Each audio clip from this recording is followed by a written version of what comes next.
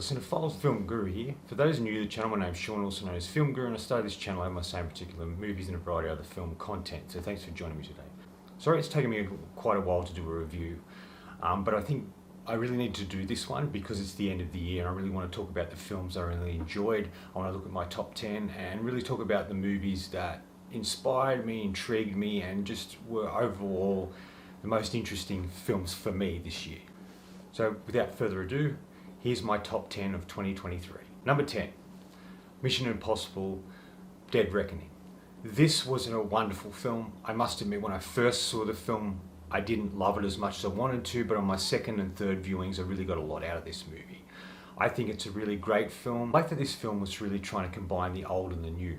So it sort of returned back to the early films and looked at the IMF and who they were, who they used to be, and who they currently are. And I think all the action sequences were really great, and I really like the story that Christopher McQuarrie was telling in this movie. It's on my top 10 because I had a great time with it. I just think it was a really great action film, and in my opinion, Tom Cruise doesn't disappoint. Number 9, Beau is Afraid. Ari Aster is one of the most unique and original filmmakers, and I think Beau is Afraid is absolutely wonderful. Crazy, wild, and bonkers, of course, but such a really complicated, in-depth sort of story that had so many layers. It looked at the effects that parents have on their kids, and he just sort of really drew you in with this film. I did see an interview that he said that he wrote this first before he did Hereditary, but he couldn't get it funded, and he realized he wouldn't be able to do the film he wanted to make, especially with the budget he needed.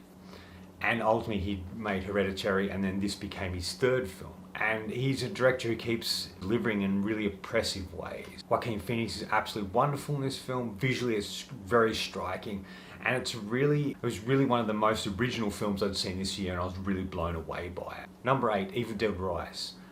I absolutely thought this film was great. It felt so much like the early Sam Raimi Evil Deads, and it just sort of gave us a new hero in a way. And it sort of, what it did really well is it combined the idea of the myth and mythos around this sort of story and the particular book that invokes, this particular book or tape that invokes the evil, and sort of made it sort of a modern version that taps into the history of it. And I really loved that.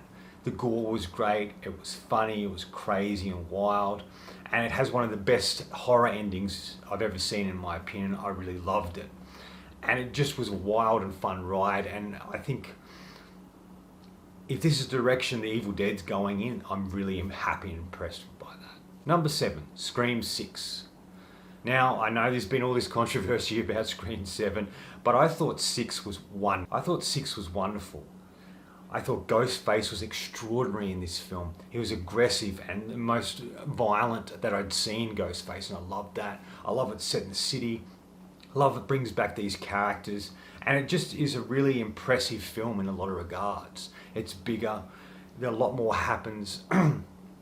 Ghostface is more aggressive, and it just setting it in a big city just made it so much more interesting than that we'd had seen previous. And I thought this was one of the best sequels to come out. It's unfortunate with the things that are unfolding with the next one, but I thought for the moment when this came out was brilliant, and it really captured something about Scream. It really captured the stuff about Scream I really loved. Number 6, Saltburn. This was quite an extraordinary film. I think Emerald's first film, Promising Young Woman, I absolutely loved, but this was really impressive. What an interesting second film to come out with, and to craft something that's so eye-opening and unique and refreshing and fresh, and to have such a great cast. Barry Cohagen is absolutely wonderful in this film, and I really want to see him nominated for it. But it just was a very polarizing film in a lot of ways. It sort of starts simply, but then it escalates to a high point, and when you get to the end, you're just surprised and shocked by everything that's transpired, and it all connects together. Even the scenes you didn't think were important are important to the overall story arc. And I think this is a very, very impressive film. I hope it gets many nominations for it, because I think it's just a fantastic. Number 5, The Whale. Darren Aronofsky, what can I say? He's always delivers. This was Brendan Fraser's comeback, and he's so wonderful in it and heartbreaking and beautiful. And it really is a film filled, it really is a film looking at a character filled with regret, trying to connect with his daughter and trying to make amends before it's too late. And it is just a simple film, but very effective and very powerful, and it was absolutely blew me away in the cinema, especially the ending. Number 4, Pearl. Well, what can I say? Mia Goth is one of my favourite actresses. She's phenomenal in this film. Such a riveting and powerful performance, crazy and wild. There's a freeness to her as an actress, and she just sort of brings so much to Pearl. And Ty West, what a great director, and I love he's done a trilogy of this. I thought X was great, but I think Pearl is even better. Crazy, it's wild, it has some really imaginative and interesting scenes in it, and it's just a performance by the lead actress, Mia Goth, that really makes it, and really made it one of my favourite films of the year that I really love. Number 3, The Creator. Garth Edwards has crafted such a wonderful sci-fi. This shows his skill at this particular genre, and the fact that he made it from only $90 million and to make it look like $100-200 million film is just extraordinary, and a skill to him as a filmmaker. I love the simple story, the characters, the world building, just every aspect of this really crafted a really wonderful film that was really cemented in sci-fi, but also cemented in a reality that could transpire for us in the near future, which I thought was really impressive and interesting. He really humanized the AI and the robotic elements to this film that made it feel so real and so wonderful, and it just blew me away. Number 2, Poor Things. Now, I haven't done a review of this, but I will be coming soon. I was absolutely blown away by this movie. Yorgos is such a unique filmmaker. He has a real, even though he's Greek, he has a real sort of French sensibility when it comes to visuals, and he really crafts really unique stories. And this is definitely one of his best films. I've enjoyed all of his work, but there's just something about this that really spoke to me. The use of colour and black and white, the performance by Emma Stone, who's just a powerhouse in this movie and goes through such an extraordinary transformation, starting as kind of like a child and ultimately growing into a teenager and becoming an adult. And she goes out into the world, even though her surrogate father, Dr. Baxter, is fearful of what she'll do or what might happen to her. She goes out and experiences the world, and because she does this, she grows and learns and becomes such a fascinating, unique person and a fully fledged person. And you really feel for her, and you go on the journey with her, and you can understand her evolution and how she grew and became the person she became. And I absolutely loved this.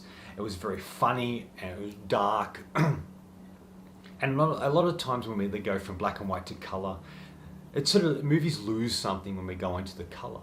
But this kind of worked. It felt in a lot of ways like Wizard of Oz. You have this character who's contained in this small black and white world, and she knows nothing else of the outside world because this is her world. This is her complete. This is where she lives. But when she is let go, or the door opens for her and she's free to go out into the world and to experience it for herself, it becomes this colourful, vivid world for her and the experiences she has. And I think that this film and Wizard of Oz are very similar in that regard. And there's just so many wild things that happen, and the humour is very dark and very black humour, and I love that. I think in a lot of ways it's a crowd pleaser. It might not be for everyone because of the simple fact that it's really out there and different, but it is telling an interesting and kind of universal story in a way. And I was really impressed by this, and I do recommend it if you like Yorgos's other films, or if you just want something really unique and different and a story told in a completely different way. This is definitely a film for you. And I was tossing up between this and the number 1 for me, but there's just something about the choice I made for number 1 that had the most impact and effect on me. But this film is absolutely exquisite, beautiful, heartbreaking, wonderful movie that I do highly recommend. Okay, number one. My number one film of the year is Leave the World Behind. Now, I know there's a lot of people that hated this film, there's a lot of people who were conflicted by it, and there are a small group of people who really enjoyed it. I'm one of those. I really loved this film. It awoke and spoke to me in a way I didn't quite expect. It made me start to think of the world and things around me in a different light, to learn more, and it sent me on this journey. And that's why it's number one for me. I thought it was a really fascinating concept, interesting story, and all the performances were great. Mahershala Ali, I'm a big fan of, and it's good to see him returning to doing something besides trying to get Blade made, which I really loved. Julia Roberts is really good in this, playing a very different character to what she usually plays. Ethan Hawke is really great, and so is the rest of the cast. It's just a thought-provoking film that's very realistic, and it looks at the idea of what if the world did come to an end? What could end it? What could change the way that we see the world and exist? And this definitely looks at that, and I really love that aspect of the film. And it was just the fact it had such an impact on me in the way it did is why it's number one. Anyway, that's all from me today. Thanks for watching. Hope you enjoyed this video, and if you did, please hit subscribe in the bottom. If you liked my choices, let me know. Otherwise, until next time, enjoy the movies.